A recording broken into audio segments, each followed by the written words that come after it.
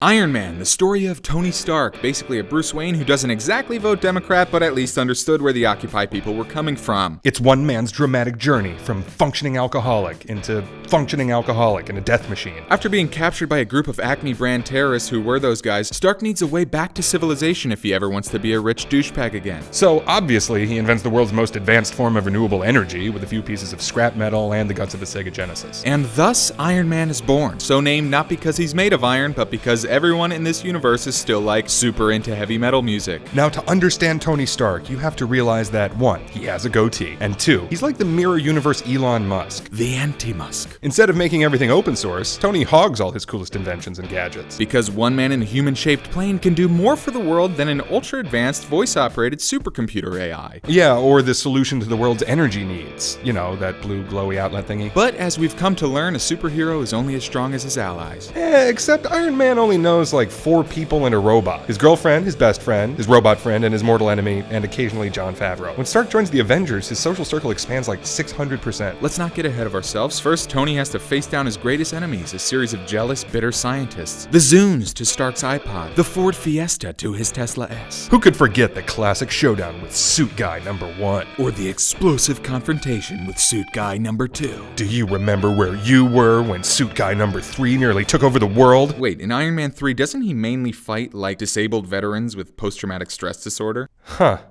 Yes, he does. Iron Man fights disabled veterans with post-traumatic stress disorder. The point is, Iron Man is awesome because he's believable in a real-world setting. He doesn't have any ridiculous superpowers, he's just a really smart guy who uses science. Yeah, so anyway, then he later teamed up with a Norse god of thunder and a big green gamma-powered rage monster to fight intergalactic space turtle cyborgs and their clone army. Science! And in the end, well, there is no end, really. Marvel's gonna keep making these movies long after we're all dead. TLDW, Elon Musk fights a space turtle.